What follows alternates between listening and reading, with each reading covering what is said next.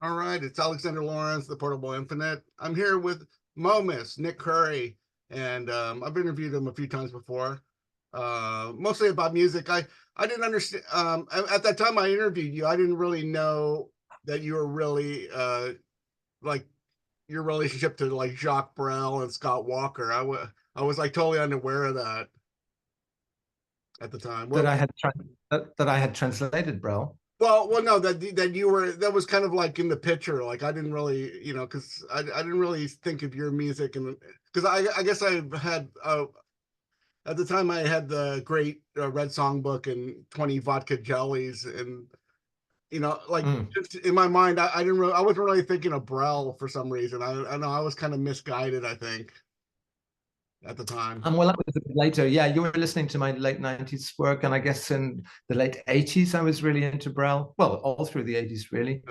Uh, Although it changed a bit when I discovered Serge Gainsbourg, I kind of went off in a different direction.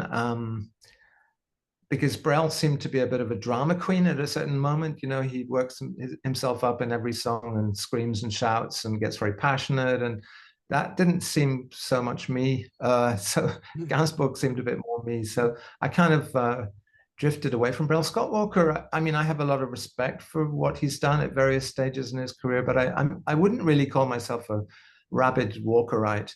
okay. I've turned down a lot of requests to write about him and write about his influence and stuff because I don't really know the nooks and crannies of his career very well. I know Bowie was a big fan, and I'm a huge Bowie fan. Well, But I slightly regret the influence of Scott Walker on David Bowie because he would do pastiches like Heat, you know, on the next day, which are a little bit too much. Him just doing his very good pastiche of Scott Walker around about the what's it called, season of a climate of Hunter kind of period was, I think, yeah, Bowie's probably. well, he was in the Night Flight too, like him. Yeah, the Night Flights was like a Walker Brothers record that Bowie could hear his own influence on, and that really pleased him. Bowie had had a girlfriend in the 60s who was really into Scott Walker and gave all Scott's records to Bowie, and I guess he just felt chuffed that it was now the other way around, that they were influenced by him. Well, when I see the movie 30th Century Man, I mean, I was expecting to see someone like you pop up as a talking head because I mean, you seem to have more to do with Brel and Scott Walker than some of the people like Goldfrapp that showed up and ended up showing up in the the movie. Some of I think they were like looking for anybody that had any. At some point, they were just looking at any like modern, people that are doing music today that were kind of like in that direction. I mean. I was invited to the premiere in New York. I don't know who was the director on that. I don't know, but some of the people that picked on me, I think he like, was aware of me. I don't think maybe I wasn't in town or something when what? they put out the call, or I wasn't famous enough. Well, let me just ask you a quick question about. I mean, I listened to some of your '80s stuff like Maoist, what is it called, Intellectual, I was a Maoist intellectual. and I mean, to me, like that sounds very commercial. I just don't know why. I mean, Alan McGee must have been doing drugs or something, and why didn't I mean, of all the music that kind of like made a mark in the '80s, why some of those singles you did like seemed like very commercial, and I just think like Alan McGee didn't know how to handle you somehow. Yeah, I mean, I remember having meetings with him, and he would say things like "A Complete History of Sexual Jealousy" is a really catchy, good song, but it has the word "sexual" in the title, so it probably won't get played on the radio. Um, but he did, he made a single of "Hairstyle of the Devil," and there was a certain amount of promotion, and it got A-listed on BBC Radio One, which means it gets played during the day, and you reached a lot of people that way, and it was an indie hit anyway. So, but I also remember we met up with Bill Drummond from the KLF at one point, who was going to, I think, make a remix or something of maybe the follow-up to Hairstyle. It was going to be Lord of the Dance, I think, or Lifestyles of the Rich and Famous on the next album. And Bill Drummond said it's going to cost £11,000 exactly to promote this, to make this a hit record. And we didn't really have £11,000 lying around, so it didn't happen. But I'm kind of grateful that it didn't happen. If you look at the life expectancies of people who've had hit records or hit albums, they all die at well, it used to be 27, and now it's something like 57, because Well, they all get into drinking and drugging yeah, themselves. the liver gives out. So yeah, Yeah. I mean, I don't think, yeah, the putting you on tour with Biff Bang Pow and House of Love, I think was like a bad idea. I don't know. I just don't think you match up with those guys. With Primal Scream as well, that was Oh yeah, yeah, I forgot literally about. a That's probably better though, because like sometimes like Primal Screams, sometimes you want like a weird act to open up for you or something. yeah, and they let me come on for their encores. I did an encore of Iggy and the Stooges "Loose" with Primal Scream backing me. That was no one I mean, filmed it, unfortunately. well, That must have been amazing. well, yeah, it makes more sense. I mean, you're kind of Scottish and you're Scottish band and stuff. Yeah, Um, yeah. so one other question. Let's see. Okay, so I just want to mention to listeners that you do have a website called iMomus that has a lot of great information on there. Like you have the Open University. Is that kind of like a Joseph Boy's idea? Just like all these Open University videos. Is it like A or boy's idea. yeah? Is it a Joseph Boy's kind of? Didn't he have an Open Oh, University? did he? Oh no, he had the Free International University, which I Yeah, actually attended. It came to Edinburgh, and I went to one lecture of his. Yeah, I loved the way that it was completely indecipherable. He made this very spidery blackboard drawing of the way that the defense industry was connected to, Irish mysticism and the workers' rights movement internationally, all that stuff. And it kind of didn't work. It worked in his mind that creativity was the true human capital. That was his big theme. Um, I'm a bit less serious, to be honest. I just jumped aboard the bandwagon of. I mean, I was blogging in the noughts, and when that kind of ran out of steam, I thought videos were an easier way to make an essay. But it's a slightly more sloppy format. It's more entertaining because it's video. It's more immediate, yeah. I think and it's good. and there's less of the comment culture that you got in the old days of blogging, where people were at desktop computers writing on their keyboards. Now it's more like just a comment under a YouTube video. Yeah, I think it's better now to do videos or podcasts and stuff, and just kind of send that out there. Yeah, yeah. It's returning to the oral tradition, isn't it? Really, we were writing for a while there. Computers were helping literacy, and now they're not anymore. So you got the iMomus. I mean, you've done. I mean, I kind of became aware of you around '96, and you came out with a few albums. That was kind of the beginning of the Baroque analog era, the Folkatronic. Yeah, It's, yeah. That was my American period, I guess. I was coming each year to the States to do college tours and things with people like the Magnetic Fields, and trying to break America, but in my tiny post-grad kind of way. I think my music basically appeals to post-grads and very smart people, yeah, because there's of still which there are. there's still kind of a high And there's high literary kind of content and stuff, and there's footnotes out of your ass. Yeah, I mean, so basically, there's a lot of books being written about me right now, which are the footnotes. oh yeah, yeah. The was it John Robinson? He came out with the John Robinson. Yeah, he's done 2 volumes now, kind of on the model of the Bowie songs website, which we all love. Um, and Chris O'Leary wrote that, of course. John Robinson is kind of even followed Chris O'Leary to the same publisher, which was Zero Books, and we did our first volume. And even the second volume was with a different publisher, which also happened to Chris O'Leary when he went from Rebel Rebel to his next book, Ashes to Ashes. So I was participating in that Bowie site, commenting under Chris's entries, and it just was very pleasing to me when John Robinson wanted to do the same for my work. Although I hope I live a little bit longer than Bowie did. yeah. Well, yeah, he was a heavy smoker. I mean, I mean, when I knew you, you didn't drink alcohol, you didn't do drugs, but you're a big coffee drinker now. I drink 1 cup of coffee per day, which is not particularly excessive. Apparently, it keeps Alzheimer's at bay, I, which is I, useful when you get married. I think maybe when I first met you, you didn't smoke. There was no drugs and there was no coffee at all. Is that right? And then you just started drinking coffee then? Possibly, yeah. I think when third wave coffee came along, I thought, hey, now's the moment to get on this hipster bandwagon.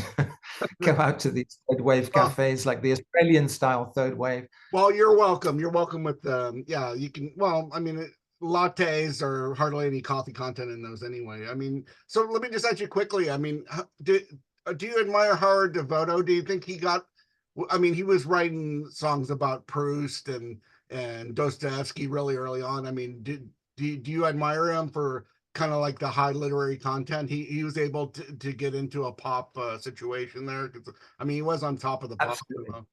Yeah, I love Howard Devoto. He's one of my great heroes. And in 2014, I made a whole cabaret event in London, singing his songs, singing covers of his songs. Yeah, he arguably is a poet, rather than an all-round musician. I think he's depended very much on the great musicians he's assembled around him. He's a great curator of bands. Magazine was a fantastic mixture of talents, And I had the impression, I did meet up with him and sort of befriend him in the late 90s. And we talked about making a record or making a duet or something. I had a song called The Most Important Man Alive, which was a tribute to Howard Devoto. He was going to do half the voice. Well, I mean, I wanted him to sing his parts in that song, but in the end, after thinking about it, he decided that wouldn't be dignified, which is fine. But I think I had the impression when I met him that he really depended on collaboration. He then went off and made a final album with Pete Shelley, which was not a great success artistically, but I think he's always needed, whereas I'm very monastic and I just need a quiet place, a well-lighted, quiet place where I can sit down with a laptop and I can make a whole album in a couple of weeks. And I do everything and I really enjoy doing everything. I'm quite megalomaniac in that I want to do the sleeve, I want to be the producer, I want to be the singer, I want to do absolutely everything. It's just like a bedroom fantasy, of someone who grew up in the 60s and saw how central and important the pop music culture was and thought, wouldn't it be fun to do every little task along that line, production line, from conceiving the song to recording it to even promoting it and whatever. These things which are meant to be chores, and artists are not meant to do every single thing along the way. But I think because errors are so important, I think it's important to make your own errors, which may be why I'm not any bigger than I am. Yeah, let me just remind you, Momus is a writer, he's a artist, he's a musician, he's a songwriter, he's produced and songwrite for other artists. He was rarely he was mostly self-produced, like all his records, like there was very few Alan McGee or some of the, I don't know who else you worked with. They probably like Well, one producer on Momus albums, there's been only one producer that was on the okay. second album. He was a guy called Julian Standen, an American producer who lives in London. I actually just met up with him again last week after many years not seeing him. And he's now doing high-end professional audio dealing. He's not actually producing anymore, but I think he worked with the Lemonheads and people like that for a while. He was going to. Was that really co-produced, do you think, in the end product? Well, I had ideas and I brought them to the table. But as a producer, any producer will select from those ideas. They're in the boss's chair in the studio. So, and as an amateur, I didn't know how to record in a studio at that point. Only from about 1990 did I start getting a home studio, and then really coming into my own. Being able to sample and sequence and stuff with the new digital tools, which have been a great liberation for me. An orchestra and a box, Well, sampling especially. well, let me get to some of your books. I mean, I was aware of this during COVID. I found out about the Book of Jokes. I mean, I did a couple things with Dalkey Archive and John O'Brien and stuff. I mean, I know they kind of switched they were doing kind of American avant-garde and some stuff, and they kind of Yeah. switched over to, they were doing like, they would get grants from the Germans or the Spain or French. And was that a situation with you? Like the Scottish government gave them money to publish your book or help them? Because it's a, I don't know. My book was part of a series called the British Literature Series, so maybe they did have some grants. Gosh, you're undermining. I thought it was just because it was a funny book that they oh, put no, it out, but no, I maybe like they it. had money. I mean, this book it's very circular. It kind of reminds me of the Saragossa manuscript, where everything kind of like it keeps on the same story over and over. It kind of folds it's Or very The Aristocrats. Have you seen the movie The Aristocrats? A documentary about the rudest joke ever told. yeah. It was that an influence. I guess it was, yeah, that did play a part. I wanted to just focus on retelling jokes until they kind of lost their jokiness. Okay, so yeah, so like with your writing, I mean with the music, I mean you kind of there's all these arcane references and literary references with your books. I mean, you kind of work in this kind of Oulipian way of right. I mean, you're kind of like modern day George Perec in a way. It's like it's a total shift, and that was a little bit on this book too. It kind of seemed like you were kind of at least familiar with Oulipo and and Oh yeah. The French avant-garde writing of the last Oh, 100. sir. Yeah, I love that. I mean, I love that sort of 60s, the Nouveau Roman and all that stuff, the 60s experimentalism of Rob Grillet and people like that. And but also magic realism in the 80s and people like Angela Carter or even now there's someone like Cesar Aira, who's an Argentinian writer I like a lot, who just has fun with it. And because you can do anything with a sentence, you know, you don't need a movie crew, you don't need a budget, you just need your imagination. And you say, well, then the guy found that he could float and he could fly off into the air and you can say it and it happens in the reader's imagination. Why not, you know?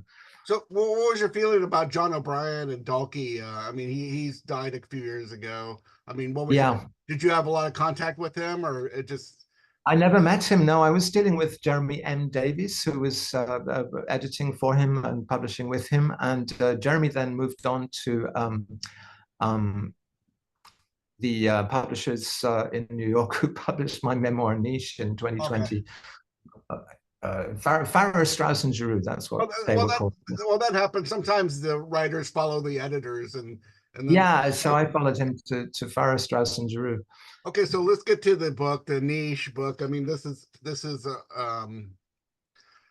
I mean, it's supposed to be an autobiography, but it's maybe the weirdest autobiography. I mean, you know, that ever written because it's like it's told. It's almost like a Joycean kind of like because it's told from the point of view of all these writers and even George Perec even in here. But I mean, I feel like I'm a well-read guy, but I think there was 20 or 25 people. I didn't even know who they were. I would have had to look them up and stuff. Like, I mean, let's see. Well, I know who Ovid is. Okay, let's see. Yeah. Raymond Heppenstall and people like that. No, I had to look a lot. no, Heppenstall. I knew that is, Okay. but I mean, this is another kind of Oulipian kind of thing. Okay, or it was kind of Joycean where it just okay. I'm gonna Quinault, I think it's very much influenced by yeah exercises style by Quinault. Yeah. yeah great yeah and I'm getting a message saying time left 9 minutes. Is that yeah right? yeah Do we yeah know? yeah Yeah. yeah yeah. Okay. But let's just talk. So you were gonna that it was a Oulipian exercise. It was gonna okay. I'm gonna do like what the Cano books called. What is it called? Exercise and style. You're talking. You're referring to. Yeah, exercises and style. Yeah. I mean, I wasn't going to write a memoir at all. I mean, it's just Jeremy, by the time he got to Farrar, he was in charge of nonfiction. He said, he just, I came back from Asia, from living in Japan for 10 years. And he happened to be in Berlin. I think he was in Germany for the book fair at Frankfurt or something. And we met up and we went and looked at Brecht's grave. And then he said, well, listen, I can't commission a fiction book from you this time, but we can do a nonfiction book, and if you pitch a proposal, you know, it'll probably be accepted. So, and there'll be a 5-figure advance, blah blah blah. So I pitched this stupid idea for a book called Drugs, about all the drugs I've never done, or just a kind of an unreliable book because rock stars write these awful drugs memoirs, My Drugs Hell. It's just the story of their own self-indulgence turned around into a kind of self-victimization. I thought I could sort of do some sort of comedy thing about that, but that ran out of steam after a couple of pages, and then I just thought, well, why don't I do a book of my own life, the story of my own life, but told by imaginary narrators, dead writers, you know, who talk about me unwillingly, probably as a punishment in hell for some of them. And I sort of pastiche their styles in each one, and then some of their concerns become my concerns in the particular passage that's dealing with a particular time. Sometimes it's a writer I was reading at the time, Gerald Durrell or somebody like that when I was 9 years old. So I could pastiche Gerald Durrell talking about me as a 9-year-old just because they were in my life at that point as presences, as voices.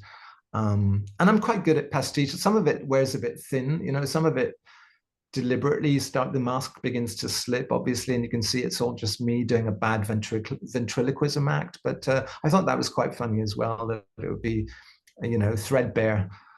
It wouldn't be a perfect imitation each time. Well, if people, I mean, if people want to read like a more standard thing, they could just go to the John Robinson book. I mean, he did Yeah. Famous for 15 People, The Songs of Momus, and then Folkatronic, and Yeah. so just want to, and so oh, I wanted to mention that the latest record. I mean, you've done 40 records. I mean, there's quite a bit since 20 Vodka Jellies and the Red Song Book and the Oh Grand yeah. Street Days. I mean, there's quite a bit. I mean, you kind of what do you kind of consider when you kind of stopped doing the Folkatronic? What 2008? What was after that? What would you, was it just like another record and every record? Folktronic came out in what, 2002, I think. That was my Japanese. That was recorded in no, sorry, that was my New York album. Then I was in Tokyo, so I made a Tokyo album which was called Oscar Tennis Champion, and was kind of about Jacques Tati and Scottish vaudeville and stuff, but all seen from this weird Japanese perspective, and also kind of influenced by Cantonese opera. And so that became then a trilogy of albums, starting with the letter O. So there was Otto Spooky and Oki Milk after that.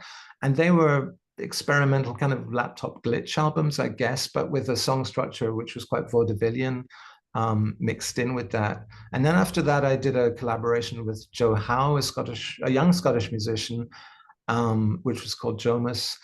And then I did various collaborations in the teens with David McClymont from Orange Juice, and again with Joe Howe, a thing called Sun Butler. And I did so many albums, basically an album a year when I lived in Osaka, as Momus. And they were sort of exploring things like hauntology, the pastoral horror theme in Bibliothèque in 2012, for instance.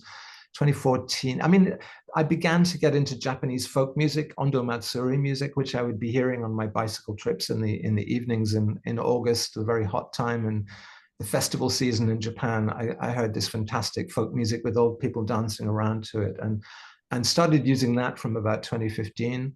But also getting into Pasolini films and Islamic music after seeing Kadir Attia's installation at the Venice Biennale in 2017. It was like a transgender Egyptian singers became the thing that was inspiring. Each album has its own kind of little weird triggers and inspirations.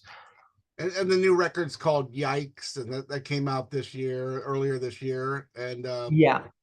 So if people want to get your books or your CDs, or your music, they should go to imomus.com, and that's the best place to go to get. Yeah, that's the sort of center of the octopus. Yeah, you can find all the various obscure branches and legs and things from there. Is there going to be more books? Are you writing? I mean, you're kind of a big diarist for like many years.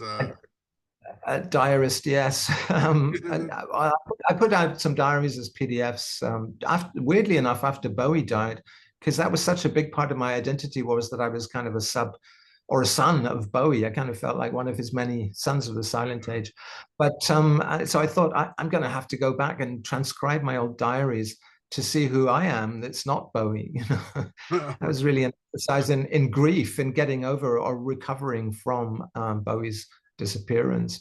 Yeah. But no, there's nothing in the pipeline right now. I'm not writing anything right now. I'm kind of I'm really into music, which for a while when I was blogging in the noughts was in second place. I have to say I became a keyboard warrior, and I've really got back into music, and just the excitement of, for instance, AI is really exciting me right now as a kind of compositional tool, as a way to do things that you wouldn't do from force of habit as a human songwriter. You can turn to this new tool, which is kind of amazing. It's scary on the one hand, because it is going to replace human musicians. But on the other hand, it's a way to replace a choir, getting in an actual choir, or even some crappy choir sound on a keyboard, you can actually just commission AI to make a choir sound for you, and it'll do a really good job. Do you think AI will be involved in the next record or something? It's more, you think? It's already been involved in a couple of Momus albums in the last few years. I mean, I've discovered things on YouTube which were AI versions of the Beatles and of Bowie, and reworked them into my own material because it's a copyright. It's open right now. Nobody quite knows who those things belong to. There are lawsuits in progress as we speak. To see who owns a kind of pastiche that AI made of a Bowie song or whatever. But no, I did use a McCartney song on a couple of albums ago called Night Clinic. Well, my song was called Night Clinic. And I used a New Order song. I used, AIs, when AI, you play a record like a Blue Monday, for instance, and AI takes over after a minute, or even Rickroll, Never Gonna Give You Up. AI takes over and does these amazing things, taking it, it still sounds like the original song, but it goes off into a new chord sequence and new lyrics. And I find that fantastic. So I used that with New Order's Blue Monday, for instance, on a track on the new album, which is called Mondegreen. And a mondegreen is when you mishear the lyrics. So that's kind of a human AI that you have the intelligence or the lack of intelligence to mishear the proper lyrics and to put your own ones in, which are often more meaningful to you than the real lyrics. So I kind of feel that about AI, that I kind of prefer, for instance, the Never Gonna Give You Up AI is much more interesting than the original song by Stockton and Waterman. It does weird things. And I think technology is in a sweet spot when it's kind of broken. It's not quite working like it should. Like when translation software would give you a kind of weird surrealist poetry because it couldn't quite. Now it can give you a perfect translation. So I'm a bit scared of a future in which AI really does make a song like Blue Monday, but without any soul, without any human input. But what I like is that it's broken right now in a really interesting way.